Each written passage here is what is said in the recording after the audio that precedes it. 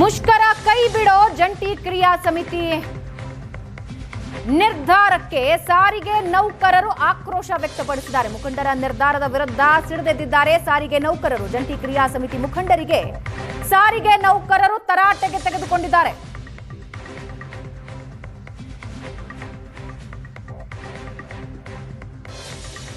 ಯಾವುದೇ ಕಾರಣಕ್ಕೂ ಇದಾಗಿಲ್ಲ. ಎಲ್ಲ ಆಯೋಜನೆಗಳು ನೀವು ನೋಡಿದ್ರೆ ನಾವು ಹೆಚ್ಚು ಹೇಳಂಗಿಲ್ಲ ಅದ್ರ ಬಗ್ಗೆ. ಯಾಕೆಂತ ಅಂದ್ರೆ ಆ ಥರ ಇದು ಮಾಡ್ತಿದ್ದೆ.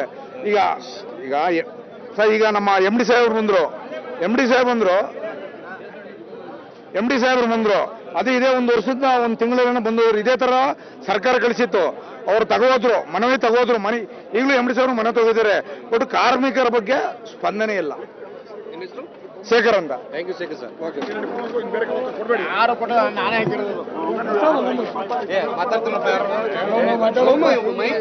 ಮಾತಾಡಿ. ಈಗ ಸರ್, ನಮ್ಗೆ ಅಗ್ರಿಮೆಂಟ್ ಮಾಡ್ತೀನಿ ಅಂದ್ರು, 4 ಗಂಟೆ ಮೇಲೆ ಸ್ಟ್ರೈಕ್ ಮಾಡ್ತೀನಿ ಅಂದಿದ್ರು. ಯಾಕೆ ಮಾಡಿಲ್ಲ? ಈಗ 7ನೇ ತಾರೀಕು ಅಂದ್ರೆ ಯಾಕೆ 7ನೇ ತಾರೀಕು ಕೊಡ್ತೀನಿ ಅಂದ್ರೆ ಯಾಕೆ ಹಿಂಗಾಕ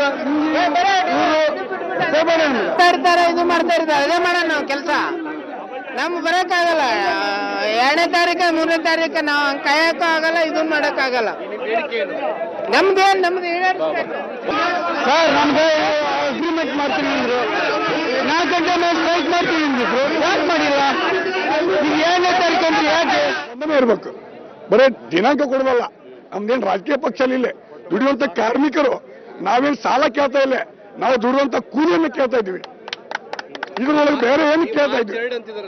ಅದು ಒಂದು ಮುಂದಿನ ಅವ್ರ ನಡೆ ತೀರ್ಮಾನ. ನಾವು ಅದಕ್ಕೆ ಅಲ್ಲ ನಾವು ಈಗ ಪದೇ ಅದನ್ನ ಹೇಳಕ್ಕಾಗಲ್ಲ.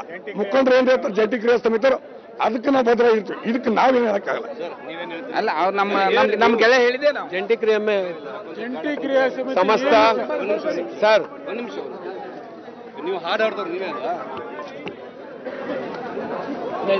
ಅಲ್ಲ? ಹಲೋ,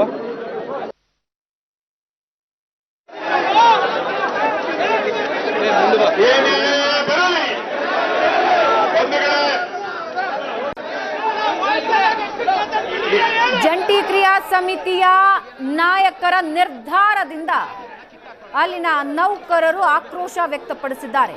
ಮುಷ್ಕರ ಕೈ ಬಿಡೋದು ಬೇಡ ಅಂತ ನಾಯಕರನ್ನ ತರಾಟೆಗೆ ತೆಗೆದುಕೊಂಡಿದ್ದಾರೆ, ಮುಖಂಡರನ್ನ ತರಾಟೆಗೆ ತೆಗೆದುಕೊಂಡಿದ್ದಾರೆ. ಯಾವಾಗ ಮುಷ್ಕರ ವಾಪಸ್ನ ಅನೌನ್ಸ್ಮೆಂಟ್ ಆಯಿತು, ಅಲ್ಲಿನ ನೌಕರರು ಆಕ್ರೋಶ ವ್ಯಕ್ತಪಡಿಸಿದ್ರು.